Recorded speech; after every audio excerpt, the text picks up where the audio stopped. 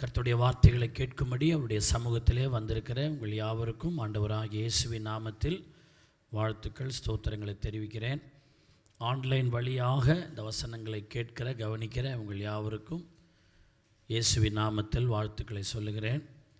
இந்த நாளிலே லூக்கா சுவிசேஷம் 22வது அதிகாரம் 61வது வசனத்தையும் 62வது வசனத்தையும் நான் வாசிக்கிறேன், கவனிங்கள். லூக்கா 22ஆம் அதிகாரம் 61, 62. அப்பொழுது கர்த்தர் திரும்பி பேதுருவை நோக்கி பார்த்தார்.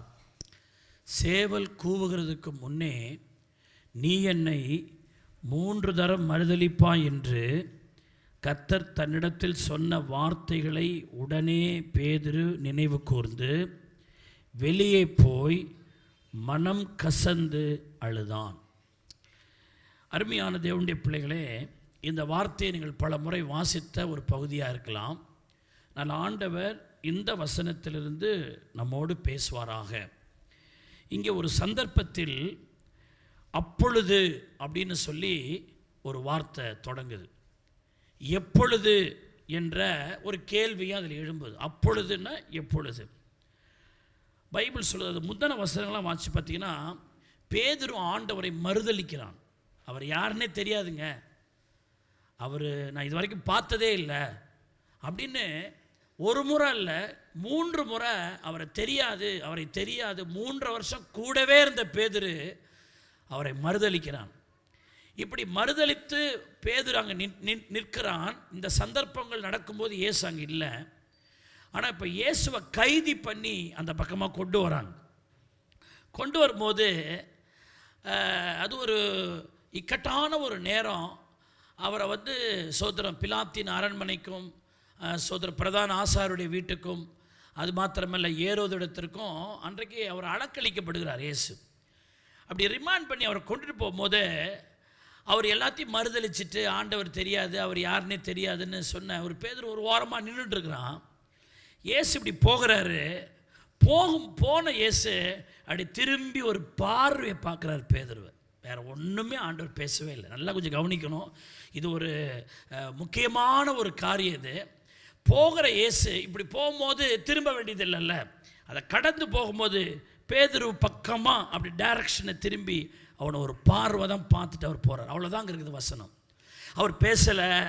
என்னப்பா என்னை நீ மறுதளிச்சிட்டியே, நான் ஏற்கனவே சொன்னனே இதை மாதிரி சாத்தான் சுளைக்கில புடைக்கிறது போல் உத்தரவு கேட்குறான், உன் விசுவாசம் ஒழிந்து போகாதபடிக்கு உனக்காக நான் வேண்டிக் கொண்டேன்னு சொன்னனே, ஆனால் யாருமை விட்டு போனாலும் நாம் விட்டு போக மாட்டோம்லாம் சொன்னியப்பா. அப்படிலாம் ஒன்றுமே அங்கே பேசலை ஆண்டவர். சோத்திரிக்கிறோம். அப்படி திரும்பி பார்த்துட்டு அவர் போயிட்டே தான் இருக்கிறார். ஒரு பார்வை மட்டும்தான் அங்கே பார்க்குறார். ஆனால் அந்த பார்வை என்ன செய்கிறது என்றால், சேவல் கூகிறதுக்கு முன்னே நீ என்னை 3 தரம் மறுதலிப்பா என்று கர்த்தரிடத்தில் சொன்ன வார்த்தையை பேதுரு நினைவு கூர்ந்தான் இருக்கு. அவர் ஒன்றுமே சொல்ல, அந்த பார்வை அவனை நினைவு கூற வைக்கிறது. அந்த பார்வை அவனை மனம் கசந்து அழ வைக்கிறது. அந்த பார்வை அவனுடைய இருதயத்தை உடைக்கிறது. அந்த பார்வை நான் ஆண்டவரை மறுதலிச்சிட்டேனே என்று கதற வைக்கிறது, கண்ணீரிட வைக்கிறது. அருமையான தேவனுடைய பிள்ளைகளே, இன்னைக்கு இந்த ஜெபத்தில் இந்த கூட்டத்தில் வந்திருக்கிற நம்ம ஒவ்வொருவர் மேலும் கர்த்தருடைய அந்த பார்வை நம்ம மேலே விழுமானால் அன்றைக்கு பேதுருவுக்குள்ளே உண்டான அந்த பெரிய மனம் திரும்புதல் நமக்கு உண்டாக. நிறைய நேரம் நம்முடைய வாழ்க்கையில் கூட நிறைய மிஸ்டேக் இருக்குது, மாற்றப்பட வேண்டியது, சரி செய்யப்பட வேண்டியது. சோதரிக்கிறோம் கர்த்தருடைய காரியங்களிலிருந்து நாம் சோதரிக்கிறோம், கழுவி சுத்திகரித்து நாம் மறுரூபமாக்கப்பட வேண்டிய நிறைய காரியம் இருக்குது. ஆனால் ஆண்டவரை மறுதலிக்கும் போதெல்லாம் ஒன்றும் தெரியல. மறுதலிச்சுட்டு அவன் ஓரமாக தான் நிற்கிறான், அது வரைக்கும் அவனுக்கு ஒன்றும் தெரியல. அந்த பார்வை அவனை மனம் கசந்து அழ வைக்கிறது. அவனுடைய பாவ உணர்வை அவனுக்கு வெளிப்படுத்துகிறது. தன்னுடைய தவற்றை குறித்து அவன் கண்ணீர் விடுகிறான். இந்த இடத்துல தான் பேதுருடைய வாழ்க்கையை திருப்பி போடப்படுகிறது. இதுக்கு முன்னாடி பேதுருவின் வாழ்க்கையில் நிறைய குற்றங்கள் குறைகளை நீங்கள் கண்டுபிடிக்கலாம். ஆனால் அந்த மனம் கசந்து அழுதான்னு சொல்லப்படுகிறது. அதில் இருந்து நீங்கள் பேதுருவிடத்தில் ஒரு குறையை கூட நீங்கள் காணவே முடியாது. அல்லேலூயா. ஆகவே அவனுடைய வாழ்க்கை இந்த இடத்துல ஒரு திருப்பி போடப்பட்டது. சோத்திரம். காரணம் என்னன்னா, இயேசு கிறிஸ்துவினுடைய பார்வை அவனை அப்படி மாற்றினது. அல்லேலூயா. ஹல்லேலூயா. இன்றைக்கு இந்த செய்தியை கேட்கிற நீங்களும் நான், ஆண்டவரே நானும் மாற்றப்பட வேண்டிய, சரி செய்யப்பட வேண்டிய எத்தனையோ காரியம் இருக்குது ஐயா. உங்க பார்வை இங்க மேல விழட்டும். அன்றைக்கு நீர் பேதுருவை பார்த்தது போல எங்களை நீர் பார்ப்பீராக என்று கதற வேண்டிய ஒரு விஷயமா இருக்குது. ஆண்டவர் பார்த்துட்டா போதும், நம்முடைய வாழ்க்கையே மாறிடும். ஹல்லேலூயா, ஹல்லேலூயா. ஆண்டவர் பார்த்தார், சோதரிக்கிறோம். அதான் ஒரு பெரிய காரியம். இந்த பேதுரு ஆண்டவர் பார்த்தார், அவருடைய வாழ்க்கையில் ஒரு பெரிய மாற்றம் ஏற்பட்டுச்சு.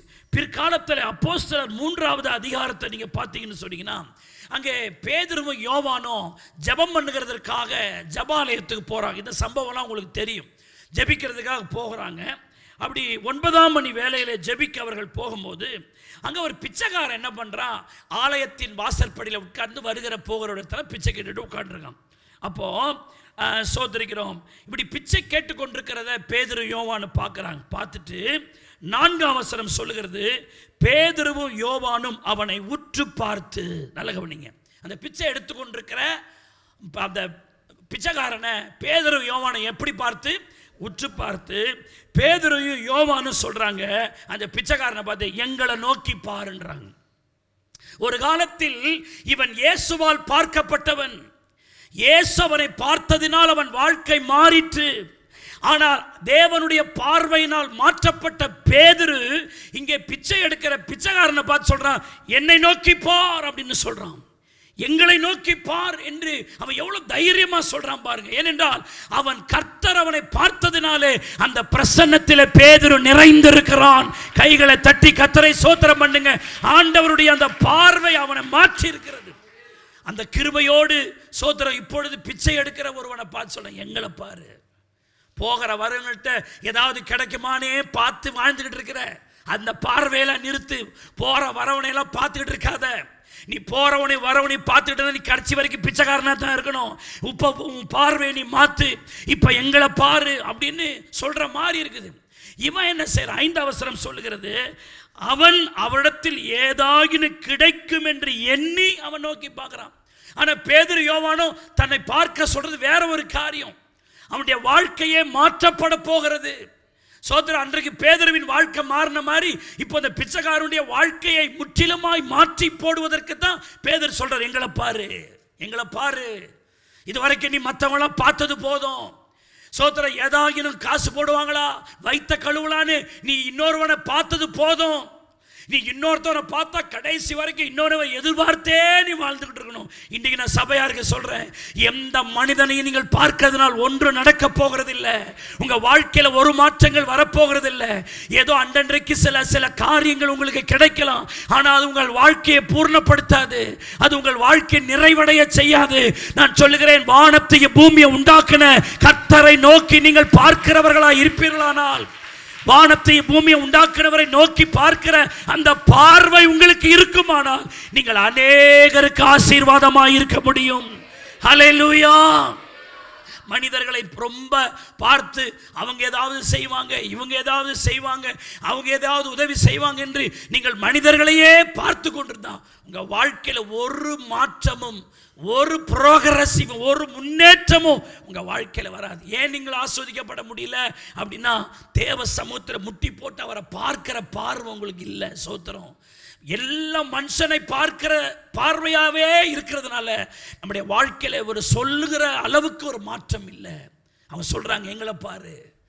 பேதுரு எங்களை பாருன்னு சொன்னது ஏதோ எங்களுடைய பெயர் பிரஸ்தாபத்தை நாங்கள் எப்படி இருக்கிறோம் அந்த பார்வை இல்லை, அவர்களுக்குள்ள இருக்கிற இயேசுவை காண்பிப்பதற்கு எங்களை பாரு அப்படின்றாங்க.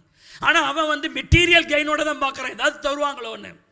ஆனால் இதெல்லாம் அந்த பிச்சைக்காரன் மனசில் தான் நினச்சிட்டு பார்க்குறான். ஆனால் அடுத்த வசனம் சொல்லுது, பேதுரு சொல்கிறான்ப்பா, பொண்ணு வெள்ளியும் கிடைக்கும்னு எங்களை நோக்கி பார்க்காத, அது எங்கள்கிட்ட இல்லை. இப்போ எங்களை நோக்கி பார்க்கறதுனால ஒன்று நடக்க போகிறது. என்னுடைய வாழ்க்கையே மாற்றப்பட போகிறது.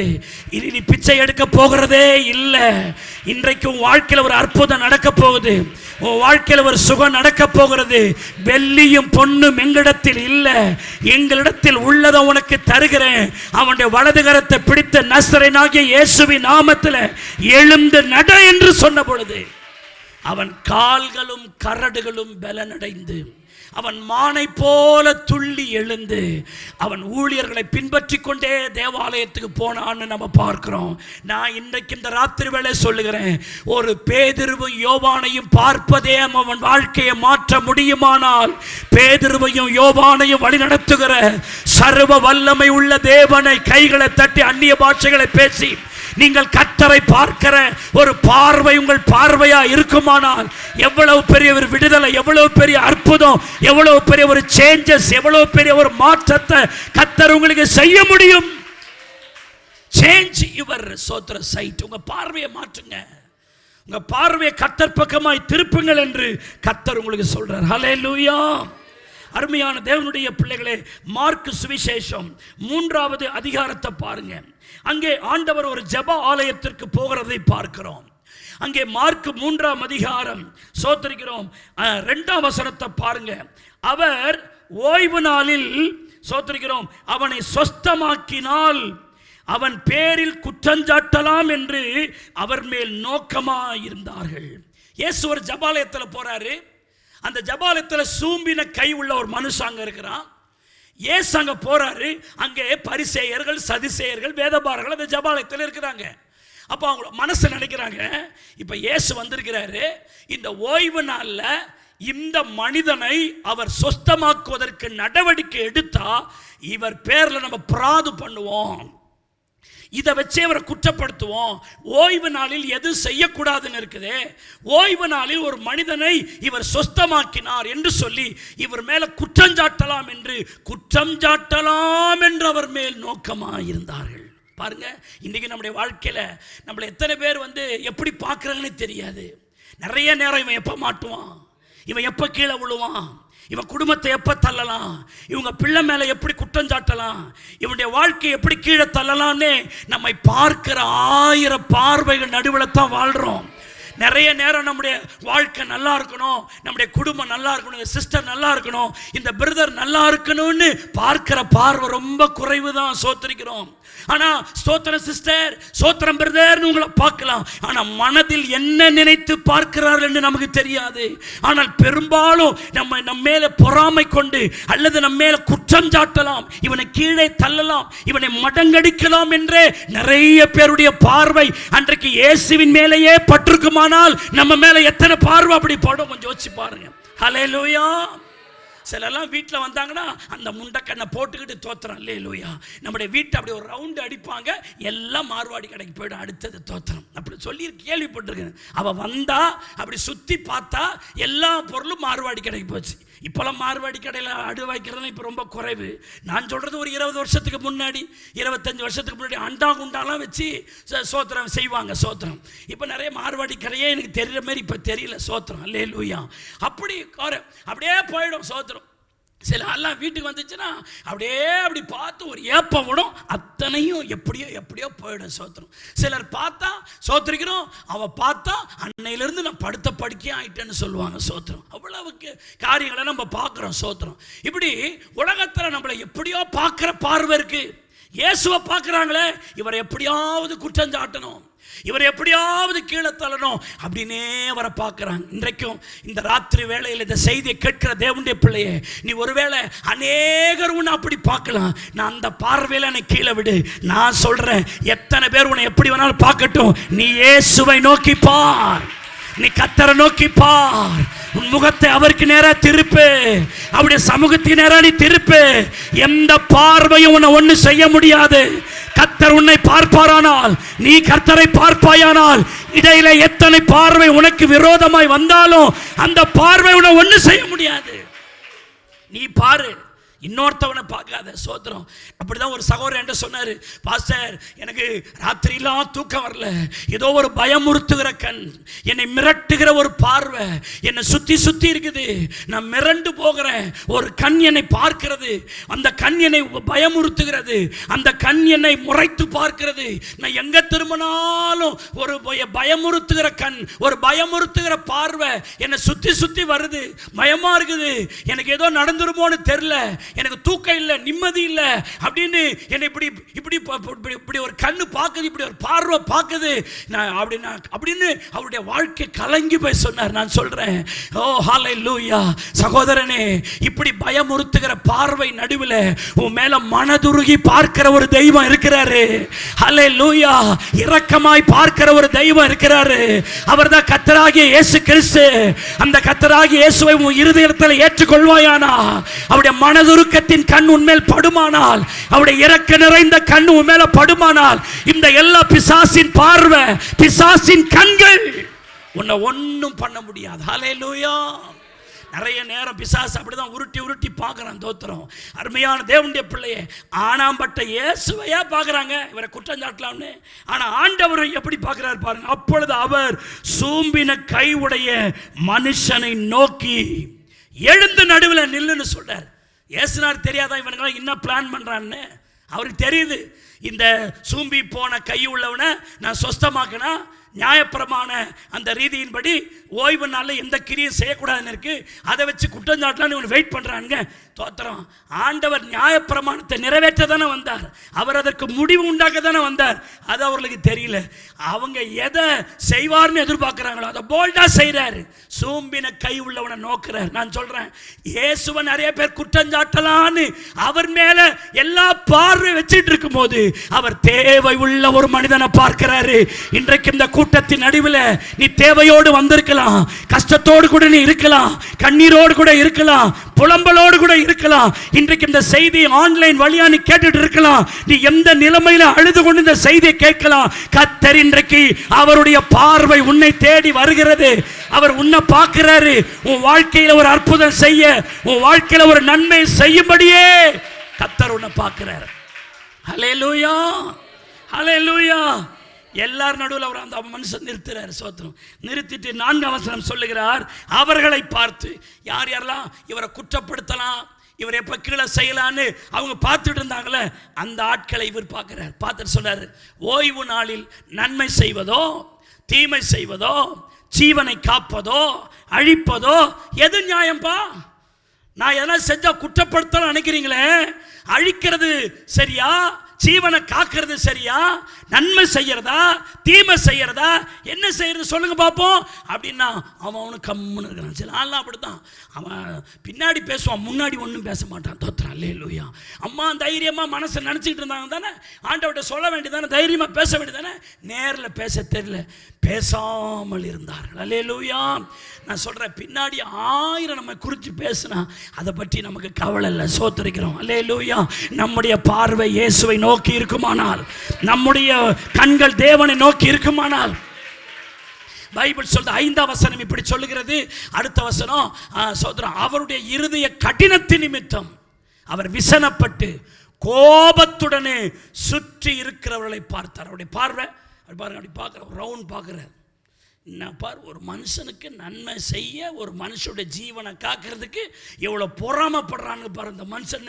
அப்படி எல்லாரையும் ஒரு பார்வை பார்த்துட்டு அந்த மனிதனை நோக்கி, தேவனுடைய பிள்ளையே, ஒருவேளை மற்றவங்க எப்படி இருக்கிறாங்களோ இல்லையோ, கர்த்தருடைய பார்வை உன் மேலே தான் இருக்குது. அழுகிற உன் மேலே தான் இருக்குது, கதறி கொண்டிருக்கிற உன் மேலே தான் இருக்கு, தேவையோடு கூட இருக்கிற உன் மேலே தான் இருக்கு. எனக்கு ஒரு நன்மை நடந்துராதா, என் வாழ்க்கையில் ஒரு அதிசயம் நடந்துராதா, ஒரு அற்புதம் நடந்துராதா என்று கலங்குகிற உன் மேலே தான் தேவனுடைய பார்வை வச்சிருக்கிறார். பார்த்து மனுஷனை நோக்கி உன் கையை நீட்டு அப்படின்றார். பார்த்து சொல்ற, கையை நீட்டுப்பா அப்படின்றார். முடங்கின கை, சூம்பி போன கை நீட்டின உடனே அவன் நீட்டினான்னு பைபிள போட்டிருக்கிறது. அல்லேலூயா. அவனுடைய கை மறு கையை போல சொஸ்தமாயிற்று. அல்லேலூயா.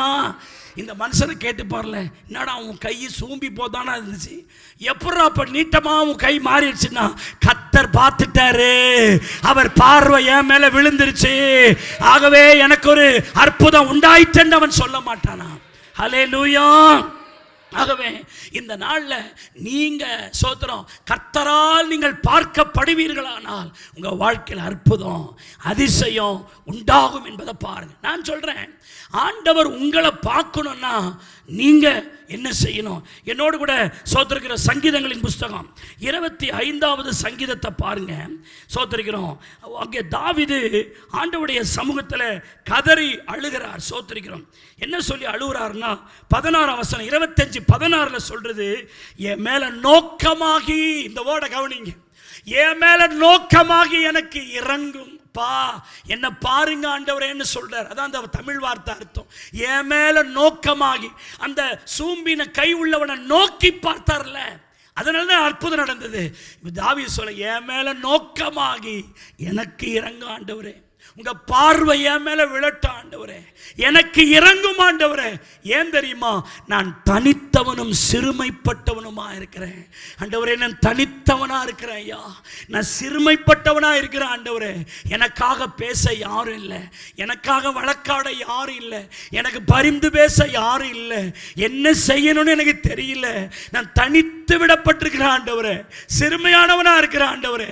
எங்க அப்பா எங்க அம்மா எல்லாம், என்னுடைய அண்ணன்மாருங்க 7 பேர் மேலதான் நோக்கமா இருக்கிறாங்க. என்ன ஒரு பொருளாவே கண்டுக்கிறது இல்லை. என்ன ஆடு மேய்க்கிறதுக்கு நீ போடான்னு என்ன அனுப்புறாங்க. நிறைய இடத்துல தாவீது சொல்ற, நானோ சிறுமையும் எளிமையுமானவன், கர்த்தர் தான் என் பேர்ல நினைவா இருக்கிறார்னு சொல்றார். சில நேரங்களில் அவர் சொல்ற, நான் தனித்து இருக்கிற ஆண்டவரே, நான் சிறுமைப்பட்டவனா இருக்கிற ஆண்டவரே. சில நேரங்களில் எல்லாருக்கும் கூட இருப்பாங்க பெயருக்கு, ஆனால் அவளுக்குள்ள ஒரு தனிமை உணர்வு. சோத்திருக்கிறோம், எனக்கு யார் இல்லைங்கிற உணர்வு. அவன் சொல்றார், ஆண்டவரே என்ன நீங்க பாருங்க ஆண்டவரே, உங்க பார்வை என் மேல விழுமானால் சோத்திரம் நான் தனித்து இருக்கிற ஆளா இருக்க மாட்டேன். நான் சொல்றேன், ஆண்டவருடைய கண்ணு உங்க மேல இருந்துச்சுன்னா தனிமை உணர்வே உங்களுக்கு வராது. கையை தட்டி கர்த்தரை சோத்திரம் பண்ணுங்க. கர்த்தர் என் கூட இருக்கிறாரு, அவர் என் மேல கண்ணோக்கமா இருக்கிறார். பைபிள் சொல்லுகிறது, அவர் சோதர உன் பட்சத்திலிருந்து நான் உன்னை கண்ணோக்குவேன்றார். அப்படி நிறைய தீர்க்கதரிசன வசனங்கள் வருது. அவ கர்த்தர் பார்த்துட்டாருன்னா அந்த லோன்லினஸ் நமக்கு இருக்காது, தனிமை. சோதரிக்கிறோம், நான் சிறுமைப்பட்டவன் அப்படின்னு இல்லை, என் மேல நோக்கமாகுங்கன்னு சொல்றார். ஆமேன்னு சொல்லுங்க, அல்லேலூயா. ஆனா சபையாருக்கு ஒன்று சொல்றேன், இந்த ஜெபத்தை செய்ய நமக்கு யோக்கியதை வேண்டுமானால் 16ஆம் வசனத்தில், என் மேல நீங்க நோக்கமாகுங்க ஆண்டவரே, என்ன உங்க பார்வை என் மேல படட்டும் என்று இந்த ஜெபத்தை செய்ய நமக்கு யோக்கியதை இருக்க வேண்டுமானால் அதற்கு முந்தின வசனமாகிய 15ஆம் வசனம் நம்முடைய அனுபவமாக இருக்கணும். அது என்னன்னா, என் கண்கள் எப்பொழுது கர்த்தரையே நோக்கி கொண்டிருக்கிறது. அல்லேலூயா. உங்க கண்ணு எப்போது கர்த்தரை நோக்கி கொண்டிருக்குமானால் நீங்கள் தைரியமாய் சொல்ல முடியும், நீங்க என் மேல நோக்கமா இருங்க ஆண்டவரே. ஹல்லேலூயா. எல்லாரும் சொல்லுங்கள், என் கண் கர்த்தர் மேல் எப்பொழுது நோக்கமா இருக்குமானால். சத்தமா சொல்லுங்க, என் கண் கர்த்தர் மேல் எப்பொழுது நோக்கமா இருக்குமானால் நான் கர்த்தரை நோக்கி, என்னை நோக்கி பாரும் என்று நான் சொல்ல முடியும். நான் அவரை எப்பொழுது நோக்கி பார்க்காமல் இருப்பேனானால் கர்த்தரை பார்த்து என்னை நோக்கி பார் என்று நான் சொல்ல முடியாது. கர்த்தாவே என்னை நோக்கி பார் என்று நான் சொல்ல வேண்டுமானால் நான் எப்பொழுதும் அவரையே நோக்கி இருக்கிற அனுபவம் எனக்கு தேவை. நல்ல கைகளை தட்டி, ஆண்டவரை எப்பொழுது அவரை பாரு, 24 மணி நேரம் அவரையே பாரு. ஹல்லேலூயா. அவரை பாருங்க. அவரை நீங்க பார்க்கிற அனுபவம் உங்க அனுபவமா இருக்குமானால் அவரிடத்திலிருந்து உங்களுக்கு நன்மை உண்டாகும். ஹல்லேலூயா. அருமையான தேவனுடைய பிள்ளை, ஒரு தேவனுடைய பிள்ளைக்குள்ளே இருக்க வேண்டிய ஆவிக்குரிய பார்வை, அதான் செய்தியினுடைய தலைப்பு. ஆவிக்குரிய பார்வை. உங்க பார்வை எப்படி இருக்கணும்? பார்வை ரொம்ப முக்கியம். பைபிள் சொல்லுது, கண்ணானது சரீரத்தின் விளக்காய் இருக்கிறது. கண் கெட்டதானால் சரீரம் முழுவதும் கெட்டதாக இருக்கும். கண்ணு சோத்திருக்கிறோம் கெட்டு போச்சுன்னா, கண்ணு இருள் அடைஞ்சிருச்சுன்னா முழு சரீரம் என்ன செஞ்சிருங்க? இருள் அடைஞ்சிரும். சோத்திருக்கிறோம். அல்லேலூயா. நம்ம கண்ணை அப்படி மூடிட்டா ஒரே இருட்டாக தான் தெரியும், ஒரே இருட்டாக தான் தெரியும். அப்போ கண்ணு நமக்கு திறக்கப்படணும். தேவன் விரும்புகிற அந்த பார்வை இருக்கணும். அந்த தாவீது சொல்றாரு, வேதத்தில் உள்ள உம்முடைய அதிசயங்களை பார்க்கும்படி என் கண்ணை என்ன செய்யுங்க, திறந்தருளுங்க ஆண்டவரே. அப்போ அதுக்குரிய ஒரு கண்ணு நமக்கு தேவை. சோத்திரம். ஆவிக்குரிய கண் தேவை. உலக பிரகாரமாக நீங்கள் 2 கண்ணு இருக்கு, நிறைய காரியங்களை பார்க்குறோம் போகிறோம். ஆனால் அதல்ல. அன்றைக்கு பவுல் சொல்றாரு, எங்களுக்கு பிரகாசமுள்ள மனக்கண்களை சோத்திரம் உங்களுக்கு அருள வேண்டும் என்று உங்களுக்காய் வேண்டிக் கொள்கிறேன் என்று எபேசுவினுடைய சபைக்கு அவர் நிருபம் எழுதும் போது சொல்கிறார். பிரகாசமுள்ள மனக்கண்கள் உங்களுக்கு திறக்கணும். சோத்திரம். பிசாசு நிறைய பேரை கண்ணை குருடாக்குறானா. இப்பிரபஞ்சத்தின் தேவனானவன் அந்த மகிமையான சுவிசேஷத்தை பார்க்க கூடாதபடி கண்ணை என்னாக்குறான், குருடாக்குறான், கண்ணை மூட வைக்கிறான். அவன் நோக்கம் கண்ணை மூட வைக்கணும். சோத்திரிக்கிறான். அல்லேலூயா. பாருங்க, அன்னைக்கு ஏதேன் தோட்டத்தில் அதை தான் செஞ்சான். ஆவிக்குரிய கண்ணை மூட வச்சுட்டான். சோத்திரம். அதுக்கு முன்னாடி அந்த கண்ணு இயேசுவை பார்க்கிற கண்ணா, தெய்வத்தை பார்க்கிற கண்ணா இருந்துச்சு. ஆனா பிசாசு வந்த பிறகு அவருடைய நிர்வாணத்தை பார்க்கிற கண்ணா அவன் மாத்திட்டான். சோத்திரம். தேவனை பார்க்க முடியாத கண்ணா மாத்திட்டான். சோத்திரம். இன்றைக்கு உலகத்துக்கு அடுத்தவைகளை பார்த்து சோர்ந்து போகிற பார்வை அல்ல, தேவன் எனக்கு வைத்திருக்கிற அந்த மேலான ஆசீர்வாதங்களை பார்க்கிற அந்த கண் நமக்கு தேவை. அல்லேலூயா. அன்றைக்கு எலிசா சொன்னான், இந்த கேயாசிக்கு, ஆண்டவரே இவன் உலக பிரகாரமான காரியத்தை பார்த்து பயப்படுறான், நீர் ஆயத்தம் பண்ணி வைத்திருக்கிற நன்மையை காண்கிற அந்த கண் அவனுக்கு தாங்க ஆண்டவரே அப்படின்னு சொல்லி அவனுக்காக ஜெபித்த போது அக்கினிமயமான குதிரைகளையும் ரதங்களையும் பார்க்கிற கண்ணுடையவனாய் அவன் மாறினான். அல்லேலூயா, அல்லேலூயா. நான் சொல்றேன், சோத்திரம், நம்முடைய பார்வையில தான் விஷயமே இருக்குது. சோத்திரிக்கிறோம். நம்முடைய பார்வை தேவன் பக்கமா திருப்பணும். பிசாசு ஏதேன் தோட்டத பார்வை தான். அது பார்வைக்கு இன்பமும் இல்லை, இச்சிக்கப்படத்தக்கதும். அப்படிதான் அதில் தான் கொண்டு உலகத்தை பாவத்தில் கீழே விழ வச்சான். சோத்திரிக்கிறோம். அல்லேலூயா. பார்வை ரொம்ப முக்கியம். ஒரு ஊழியர் சொல்கிறாரு, நம்முடைய இருதயத்துக்கு ஆத்மாவுக்கு 85% செய்தி கண் வழியாக தான் போகுது, காது வழியாக 15% தான் போகுது. கண் வழியாக தான் ஆத்மாவுக்கு எத்தனை சதவீதம் செய்தி போகுதுங்க? ஆமா, 85% உள்ள கடத்தப்படுவது கண் வழியாக தான். ஒருத்தவனை பார்க்கறது, ஒருத்தவனை இது பண்றது, பேசுறது, சோத்திரம், அது வழியா 15% தான். கண்ணு வழியாக தான் 85% செய்தி உள்ள போகுது. கண்ணு ரொம்ப முக்கியம். அல்லேலூயா. நம்முடைய கண்கள் கலிக்கம் போடப்பட வேண்டும். நம்முடைய கண்களில் இயேசுவின் ரத்தம் ஊற்றப்பட வேண்டும். நம்முடைய கண்களில் ஆவிக்குரிய தன்மை உண்டாக வேண்டும். கர்த்தர் மகிமை பொருந்தினராய் வருகிறதை காண்கிற அந்த கண்ணாக நம்முடைய கண் இருக்க வேண்டும். ஹல்லேலூயா, ஹல்லேலூயா. தேவனுடைய பிள்ளையே, அந்த ஆவிக்குரிய கண் நமக்கு தேவையானால் முதலாவது குறிப்பு, நோக்கி பார்க்கும் அந்த கண் நமக்கு தேவை. பார்வை எப்பவுமே கீழே பார்க்காதீங்க, நோக்கி பாருங்கள். சோதரிக்கிறோம்.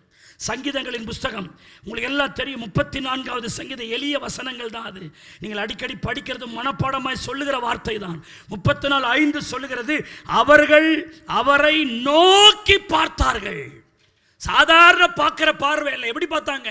நோக்கி பார்த்தார்கள். அதனால் என்ன நடந்தது? பிரகாசம் அடைந்தார்கள். அவர்கள் முகங்கள் என்னப்படல. நீங்க வேற யாரையும் பார்த்தா உங்க முகம் வெட்கப்படும், உங்க முகம் அவமானத்தினால் நிரம்பும். நீங்க இயேசுவை பார்த்துட்டீங்கன்னா அந்த முகம் வெட்கப்படாமல் அந்த முகம் பிரகாசம் அடையும். ஹல்லேலூயா. எல்லாம் சொல்லுங்க, நான் நோக்கி பார்ப்பேன், ஆனால் என் முகம் பிரகாசம் அடையும், என் முகம் வெட்கப்படாது. எத்தனை பேர் உங்க முகம் பிரகாசம் அடையணும், உங்க முகம் வெட்கப்படாம இருக்கணும்னா நீங்க செய்ய வேண்டிய ஒரே காரியம், கர்த்தரையே நோக்கி பாருங்கள். அல்லேலூயா. அவரை நோக்கி பாருங்க. இந்த நோக்கி பார்க்கிற பார்வைன்னா என்ன அர்த்தம்னா, என் விஷன்ல வேற யாரும் இல்லை, இயேசு மட்டும்தான் இருக்கிறார். அதான் ஒரு ஆளை பார்க்கறதுக்கு தான் எப்படிங்க நோக்கி பாருங்க. இயேசு எல்லாரையும் சுற்றி பார்த்தார், அந்த மனிதனை நோக்கி பார்த்தார். அப்படி நோக்கி பார்ப்பது என்பது 4-5 பேரை பார்க்கறதுக்கு நோக்கி பார்க்க, ஒரு ஆளை பார்க்கறத நோக்கி பார்க்கிறது, உற்று பார்க்கிறது. சோதரம். அல்லேலூயா. அப்ப நாம என்ன செய்யணும்? ஆண்டவரை நோக்கி பார்க்க வேண்டும். அல்லேலூயா. அதனால தாவீது சொல்கிறார், எனக்கு ஒத்தாசைவர் பர்வதங்களுக்கு நேராக என் கண்களை ஏறெடுக்கிறேன், அப்புறம் வானத்தையும் பூமியும் உண்டாக்கின கர்த்தரிடத்திலிருந்து எனக்கு என்ன வரும்? எல்லாம் சொல்லுங்க, எனக்கு வர வேண்டிய நன்மை இந்த பூமியிலிருந்து வரப்போகிறது இல்லை. சத்தமா சொல்லுங்க, எந்த மனிதனிடத்திலிருந்து வரப்போகிறது இல்லை. வானத்தையும் பூமியும் உடையவராகிய கர்த்தரிடத்திலிருந்து வரப்போகிறபடியால் என் கண்ணை அவரையே நோக்கி பார்க்கிறது. கைதட்டி கர்த்தரை ஸ்தோத்திரம் பண்ணுங்க. அவரை பாருங்க. ஹல்லேலூயா. வேற எங்கிருந்தும் உங்களுக்கு எந்த நன்மையும் வரப்போகிறது இல்லை. ஸ்தோத்திரம். அவர்கிட்ட தான் அந்த நன்மை வருது. ஆமென்னு சொல்லுங்க. ஹல்லேலூயா. ஆகவே அவன் கொடுப்பானா இவன் கொடுப்பானா இல்லை. ஸ்தோத்திரிக்கிறோம். Look and Jesus. அவரை நோக்கி பாருங்கள். ஸ்தோத்திரம். பைபிள்ல எப்படி போட்டிருக்கிறது? 123வது சங்கீதத்தை நீங்க பார்த்தீங்கன்னா 2வது வசனம் சொல்லுகிறது, இதோ வேலைக்காரரின் கண்கள் தங்கள் எஜமானின் கையை நோக்கி இருக்குமா போல. ஒரு இல்லஸ்ட்ரேஷன் சொல்றாரு பாருங்க. ஏன் வேலைக்காரருடைய கண்கள் எஜமானின் கையை நோக்கி இருக்கிறது? ஏன்னா அந்த கையில இருந்தா அவனுக்கு சம்பளம் வரப்போகுது. அந்த எஜமான் தான் அவனுக்கு என்ன கொடுக்க போறாரு? அவன் செஞ்ச வேலைக்கு கூலி கொடுக்க போறாரு. அந்த கையிலேருந்து நமக்கு எப்போ சம்பளம் வரும் அப்படின்னு வேலை செஞ்ச வேலைக்காரன் எஜமான் கையே நோக்கி பார்த்துட்டு இருப்பான். அவர் பாக்கெட்டில் கையை விடுவாரா, எடுத்து நம்ம கொடுப்பாரா அப்படின்னே பார்த்துக்கிட்டு இருப்பான் போல. சோதனை பார்த்துக்கிட்டே இருக்கிறோம். ஏன்னா அந்த காசு வந்தால் தான் வீட்டில் போய் அவன் கஞ்சி காசி சோதனை தன் பிள்ளைகளுக்கு போட முடியும். நோக்கி கொண்டே இருக்கிறான். சோதரிக்கிறான். அப்புறம் வேலைக்காரியின் கண்கள் தன் எஜமாட்டின் கையை என்ன செஞ்சுட்டு இருக்கு? நோக்கிக்கிட்டு இருக்கு. சில எஜமாட்டி கொடுக்கும், இல்லை நாளைக்கு வான்னு சொல்லும், இல்லை நாளைக்கு வான்னு ஏமாத்த கூட செய்யும். அப்படி ஏமாத்துகிற எஜமாட்டிய, அப்படி ஏமாற்றுகிற எஜமான சோத்திரம் இன்னைக்கு தந்துட மாட்டாரா, இன்னைக்கு கொடுத்துட மாட்டாரா அப்படின்னு அவங்க மேல அந்த கண்ணை வச்சு பார்க்குறாங்க. சொல்லிட்டு தாவீது சொல்றாரு, ஆனால் சோத்திரிக்கிறோம், எங்கள் தேவனாகிய கர்த்தர் எங்களுக்கு இரக்கம் செய்யும் வரைக்கும் எங்கள் கண்கள் அவரையே நோக்கி கொண்டிருக்கிறது. என் கண்ணு எப்பொழுது அவரையே நோக்கி கொண்டிருக்கிறது.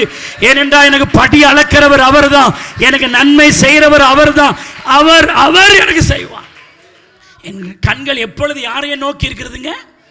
கர்த்தரையே நோக்கி இருக்கு. உங்க பார்வை யாரை பார்த்துருக்குது? இன்னைக்கு கர்த்தர் உங்களோடு கூட பேசுறார். அங்கங்க பார்க்கறதெல்லாம் விடுங்க. சோத்திரம். கர்த்தரை நோக்கி பாருங்கள். சோத்திரம். அருமையான தேவனுடைய பிள்ளைகளே, அவன் பேதுரு நோக்கி பார்க்கும் பொழுது கடலின் மேல் நடந்தான். அந்த நோக்கி பார்க்காம சைடில் பார்த்தா பாருங்க, உள்ள முழுக ஆரம்பிச்சுட்டான். நான் சொல்றேன், எங்கேயும் அங்கேயும் எங்கேயும் பார்க்காதீங்க. விசுவாசத்தை துவக்குகிறவரும் அதை முடிக்கிறவருமாகிய இயேசுவை நோக்கி உங்களுக்கு நியமித்திருக்கிற ஓட்டத்தில் பொறுமையாய் ஓடி உங்கள் எல்லையை அடையும்படிக்கு என்னால் எப்பொழுது உங்கள் கண்கள் அவரையே பார்க்கட்டும். ஹல்லேலூயா. ஏன் நோக்கி பார்க்கணும்? நான் சொல்றேன், நன்மையான எந்த ஈவும் பூரணமான எந்த வரமும் பரத்துல தான் உங்களுக்கு உண்டாக போகுது. எல்லாரும் சொல்லுங்க, நான் எதிர்பார்க்கிற நன்மை, எனக்கு வர வேண்டிய தேவைகள், எனக்கு நடக்க வேண்டிய முக்கிய காரியங்கள் எந்த மனிதரிடத்திலிருந்து வரப்போகிறது இல்லை. அது பரத்திலே உண்டாகிதான் எனக்கு வர வேண்டும். அதை நம்புறவங்க சத்தமா ஒரு ஆமென், சத்தமா ஒரு அல்லேலூயா, ஹல்லேலூயா. அந்த ஒரு பழைய பாட்டு ஒன்று, தொல்லை கஷ்டங்கள் சூழ்ந்திடும், துன்பம் துக்கம் வரும், இன்பத்தில் துன்பம் நேர்ந்திடும், இருளாய் தோன்றும் எங்கும் சோதனை வாரும் வேளையில் சொற்கேட்கும் செவியிலே பாரத்தில் இருந்து ஜெயம் வரும், பரன் என்னை காக்க வல்லோ. பரத்தில் இருந்து ஜெயம் வரும், பரன் என்னை காக்க வல்லோ. மறுபடியும் தொல்லை கஷ்டங்கள் பாடுங்க. தொல்லை கஷ்டங்கள் கையை உயர்த்தி பாடுங்க. துன்பம் துக்கம் வரும். ஆண்டவரை பார்த்து துன்பத்தில் துன்பம் நேரிடும், இருளாய் தோன்றும் இங்கும். சத்தத்தை உயர்த்தி சோதனை வரும் வேளையில் சொற்கேட்கும் செவியிலே பாரத்தில் இருந்து ஜெயம் வரும். பரன் என்னை காக்க வல்லோ. பரத்தில் இருந்து ஜெயம் வரும். பரன் என்னை காக்க வல்லோ. மறுபடியும் பரத்தில் இருந்து கையை வைத்து சொல்லுங்க. பரத்தில் இருந்து ஜெயம் வரும். பரன் என்னை காக்க வல்லோ. காக்கும் வல்ல மீட்பர், காக்கும் வல்ல மீட்பர் உண்டெனக்கு, உண்டெனக்கு, உண்டெனக்கு. காக்கும் வல்ல மீட்பர் உண்டெனக்கு, காத்திடுவார் என்றுமே. கைகளை தட்டி அப்படி ஆண்டவரை சோத்திரம். பரத்திலிருந்து உங்களுக்கு ஜெயம் வரும். அல்லது வசனம் சொல்லுகிறது, நன்மையான எந்த ஈவானாலும் பூரணமான எந்த வரமானாலும் அது பரத்திலே உனக்காக உண்டாக்கப்படுகிறது. ஃபேக்டரி அங்கதான் இருக்கு. நீ என்னென்னலாம் ஜெபிக்கிறியோ, நீ என்னென்னலாம் வேண்டிக் கொள்கிறாயோ, அது இந்த உலகத்தில் உண்டாகிறது அல்ல, எல்லா பரத்திலே உண்டாகிற ஆசீர்வாதம் அங்கிருந்து தான் வரணும். கிழக்கிலிருந்தும் மேற்கிலிருந்தும் வடக்கிலிருந்தும் தெற்கிலிருந்தும் வராது. ஜெயம் கர்த்தரால் வரும். ஹல்லேலூயா.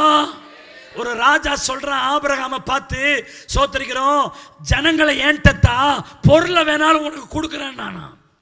அதற்கு சோத்திரிக்கிறோம், அருமையான தேவனுடைய பிள்ளையே, ஆபிரகாம் சொன்னா, உன் கையிலேருந்து ஒரு பொருளை வாங்கிட்டு பின்னாடி ஆபிரகாம் இன்னைக்கு நல்லா இருக்கிறான்னா நான் இன்னைக்கு ஆபிரகாமுக்கு கொடுத்தேன் அப்படின்னு நீ சொல்லி காட்டுவ. அப்படியே உன்கிட்ட வாங்கினாலும் அது எனக்கு பூரணமா என் தேவையை சந்திக்கப்படாது. நான் வானத்தையும் பூமியும் உடையவராகிய கர்த்தரிடத்திலே என் கையை உயர்த்துவேன். நீ என்ன எனக்கு பொருள் தர்றது, எனக்கு அங்கிருந்து வரும். ஹல்லேலூயா. நான் எத்தனை பேர் அதை நம்புறீங்க? மனுஷன் கொடுக்கறது உங்களுக்கு பூரணமா இருக்காது. ஆனா வானத்தையும் பூமியை உண்டாக்குனவரை நீங்க நோக்கி பார்த்தீங்கன்னா அங்கிருந்து உங்களுக்கு நன்மை வரும்னு நம்புற கர்த்தருடைய பிள்ளைகள். ஹல்லேலூயா. ஆகவே நோக்கி பாருங்கள். ஆண்டவர் இன்னைக்கு சொல்றார், என்ன செய்யுங்க? நோக்கி பாருங்கள். உங்க பார்வை அப்படிதான் இருக்கணும். ஆண்டவர் தருவார், இவங்க தருவாங்க, அவங்க தருவாங்கல்ல. உங்களுடைய பார்வையை உயர்த்துங்கள். சோத்திரம். ஹல்லேலூயா. இரண்டாவது, ஒரு தேவ பிள்ளைக்குள்ளே இருக்க வேண்டிய பார்வைனா நிமிர்ந்து பாருங்கள். அப்படி நிமிர்ந்து பார்க்கிற ஒரு கர்த்தருடைய பிள்ளை குனிஞ்சு இருக்க கூடாது. நான் உங்களை தலை குனிந்து நடக்க விடமாட்டேன்னு கர்த்தர் சொல்றார் லேவியராகமத்தில். நீ குனிஞ்சு நடக்கிறது தேவனுக்கு விருப்பம் இல்லை. நீ தலை கவிழ்ந்திருப்பது தேவனுக்கு விருப்பம் இல்லை. சபையில் வந்தால் கூட நிமிர்ந்து உட்காரணும். நீ குனிஞ்சா சாத்தா வந்து உன் பிடரில் உட்காந்து நான் ஒரு மயிரை பிடிச்சி நான் இன்னும் கீழே தள்ளுவான். தோத்திரம். சபையில் வரும்பொழுது கர்த்தர் நிமிர்ந்து பார்க்கணும். பைபிள் சொல்லுகிறது, உங்கள் ரட்சிப்பு சமீபமாக இருக்கிறபடியால் உங்கள் தலைகளை நிமிர்த்துங்கள் என்று கர்த்தர் சொல்றார். நிமிர்த்து. அப்படி இதுக்கு இன்னொரு அர்த்தம் இருக்கு. நீ நிமிர்த்த தான் உன் ரட்சிப்பு உனக்கு சமீபமா மாறும். ஹல்லேலூயா. நிமிர்ந்து பார், தைரியமாய் பார் ஆண்டவரை. சோத்திரம். ஒரு ஆள் நிமிர்ந்து நிக்கலன்னா அவன் என்னமோ தப்பு பண்ணிருக்கிறான்னு அர்த்தம். இந்த வீட்டு பாடம் செய்யாதவன், சார் சொன்ன அந்த ஹோம்வொர்க்கை பண்ணாதவன், இன்னொரு மாணவன் முதுகுக்கு பின்னாடி என்ன பண்ணிட்டு இருப்பான், அப்படியே குனிஞ்சிக்கினே இருப்பான். அப்படின்னு அர்த்தம். மிஸ்டேக் இருக்குன்னு அர்த்தம். கர்த்தருடைய சமூகத்தை அப்படியே அண்ணாந்து பார்க்கணும், நிமிர்ந்து பார்க்கணும். ஏன்னா தேவனுடைய பார்வை அப்படிதான் இருக்கு. அவருடைய பிள்ளைகளாகிய நாம நிமிர்ந்து பார்க்கணும். ஆமென் சொல்லுங்க. ஹல்லேலூயா. நீங்கள் யோவான் 20ஆம் அதிகாரத்தில் நீங்க பார்த்தீங்கன்னா அங்கே ஒரு வசனம் இருக்குது. மரியாள் கல்லறையில் தலை கவிழ்ந்து அழுதுகிட்டே இருந்தான்னு போட்டிருக்கு. நிறைய நேரம் நம்முடைய வாழ்க்கை அப்படிதான் இருக்குது. தலை கவிழ்ந்து அப்படியே சில ஆட்கள் அந்த இப்படியே உட்காந்துருப்பாங்க. அப்படின்னு என்ன அர்த்தம்? ஒரு சோகம், ஒரு அழுக.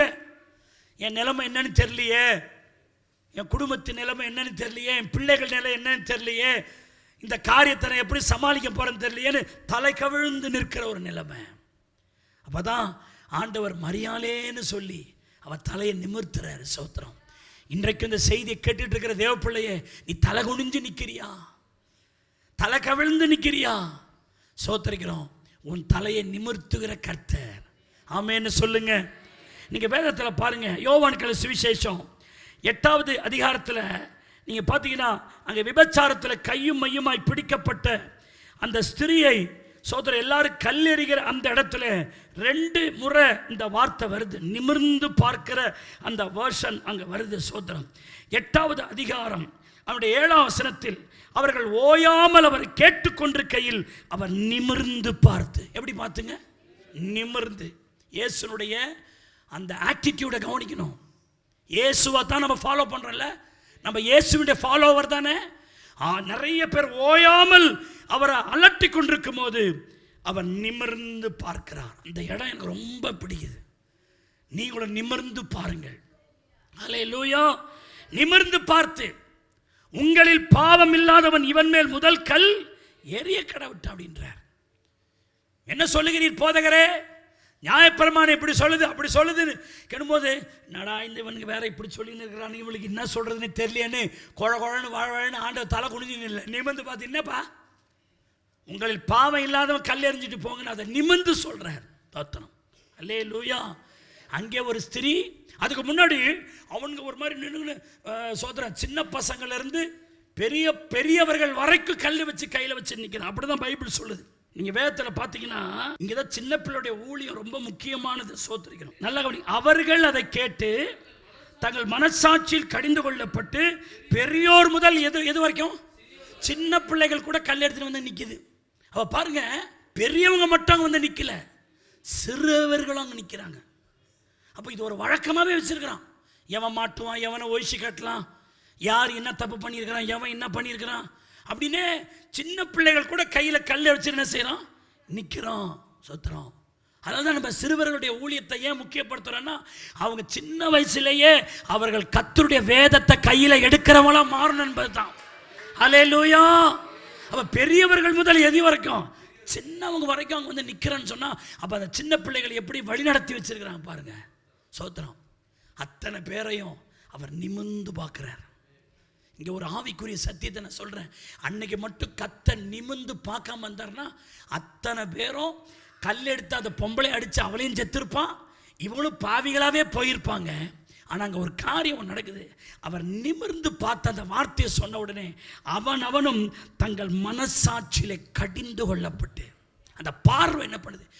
நானும் தப்பு பண்ணவன் தானடா, ஏன்ட்டு மிஸ்டேக் இருக்கு தானடா, நான் போய் இந்த பொம்பளை தப்புன்னு சொல்றேனே, நான் பாவி தானே, அவனும் தான் பாவி என்ன. நான் இது வந்து நான் என்ன விசுவாசிக்கிறேன்னா, அந்த போன அத்தனை பேரும் தங்கள் பாவங்களுக்காய் மனம் கசந்து அழுது அவர்கள் தங்கள் பாவத்தை அவர்களை விட்டிருப்பார்கள் நம்புறேன்.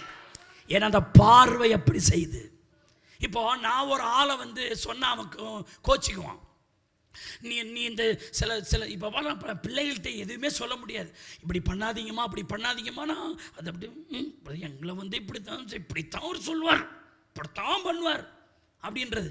ஆனால் உன் மனசாட்சியே உன்னை கடிந்து கொள்ளுமானால் இல்லையே. இந்த வசனத்தின்படி நான் தப்பாச்சே, வசனம் இப்படி சொல்லுதே, ஆனால் நான் இந்த வசனத்தின்படி இல்லையேன்னு மனசாட்சியில் ஒரு கடிந்து கொள்ளுதல் வரும்போது நீ என்ன குத்திக்குவியா இதுவே எடுத்துக்கினேன். இன்னைக்கு ஒவ்வொருவருக்குள்ள ஒரு பெரிய சுத்திகரிப்பு. மனசாட்சி கடிந்து கொள்ளணும். அதுக்கு கர்த்தர் நிமிர்ந்து அந்த மனிதனை பார்க்கணும். கைதட்டி கர்த்தரை ஸ்தோத்திரம் பண்ணுங்க. ஹல்லேலூயா.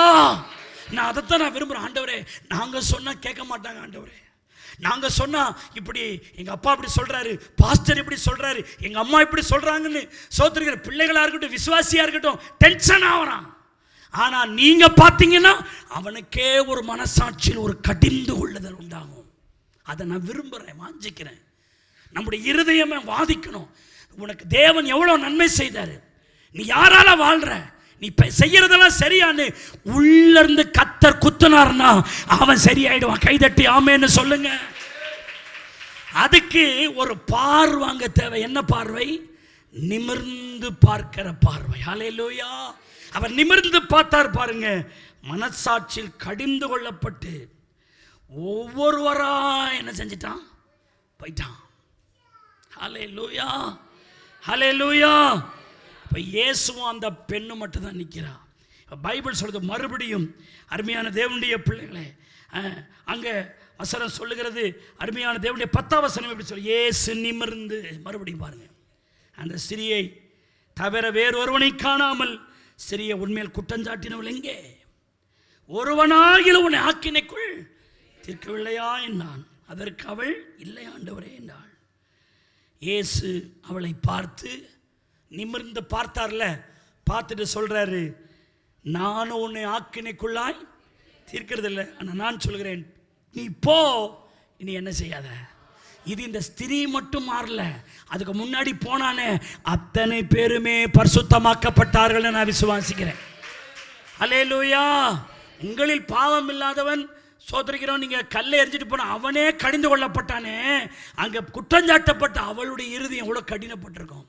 அதற்கு பிறகு சரித்திரம் சொல்லுகிறது, அவள் ஆண்டோடைய ஊழியக்காரியாய், ஆண்டோடைய நாமத்தை மகிமைப்படுத்துகிறவளாய் சோதரிக்கிறோம். இந்த பெண் தான் பிற்காலத்தில் ஆண்டவருடைய பாதங்களிலே பரிமள தைலத்தை என்ன செய்து ஊற்றி, அல்லேலூயா. அப்புறம் அந்த ஸ்திரியை குறித்து தான் சொல்றாரு, இவள் என்னில் மிகவும் என்ன கூர்ந்தால், அன்பு கூர்ந்தால், என் சுவிசேஷம் எங்கெல்லாம் சொல்லப்படுதோ இவள் செய்த நற்கிரியும் சொல்லப்படும் என்று சொல்லி இந்த ஸ்திரியை ஆண்டவர் மேக்னிஃபை பண்ணார். அந்த நிமிர்ந்து பார்த்த அந்த பார்வை அவள் வாழ்க்கையை பிளஸடாக மாத்திச்சு. இன்றைக்கு நான் சொல்றேன், நம்முடைய பார்வை எப்படிப்பட்ட பார்வையா இருக்கணுங்க? நிமிர்ந்து பார். ஆண்டோடைய சமூகத்தில் நல்ல ஆலயத்தில் வரும்பொழுது நல்ல நிமிர்ந்து சோத்திரம், ஆண்டோட உற்சாகமாக கையை தட்டி பாடுற அந்த ஆட்டிடியூடுக்கு வா. பைபிள் சொல்லுகிறது, அநாதி கதவுகளே உயருங்கள், மகிமையின் ராஜா என்ன செய்கிறார்? உள்ளே பிரவேசிக்கிறார். பைபிள் சொல்லுகிறது, சோத்திரிக்கிறோம், கதவுகளே உயருங்கள், மகிமையின் ராஜா என்ன செய்கிறார்? உட்பிரவேசிக்கிறார். யார் அந்த மகிமையின் ராஜா? ஹல்லேலூயா. அவர் சொல்றார், உங்கள் தலைகளை உயர்த்துங்கள். என்ன உயர்த்துங்கள்? தலை உயர்த்து, தலை கீழே கொண்டு போடாத. சோதரிக்கிறோம், சங்கீதம் 25:7 சொல்லுகிறது, வாசல்களே உங்கள் தலைகளை என்ன செய்யுங்கள்? உயர்த்துங்கள். அநாதி கதவுகளே உயருங்கள். மகிமையின் ராஜா உள்ள வராரு. மகிமையின் ராஜா உள்ள வரும்போது உன் தலையை கீழே இருக்குது மகிமையின் ராஜா விரும்பல. மகிமையின் ராஜா உள்ள வரணுமா? உன் தலையை நிமிர்த்து. உன் வீட்டுக்குள்ள மகிமையின் ராஜா வர வேண்டுமானால், உன் இருதயத்துக்குள்ள மகிமையின் ராஜா வர வேண்டுமானால், உன் வாழ்க்கைக்குள்ள மகிமையின் ராஜா உள்ள வர வேண்டுமானால், பைபிள் சொல்லுகிறது, உன் தலையை உயர்த்து. Lift up your head. உங்க தலையை உயர்த்துங்க.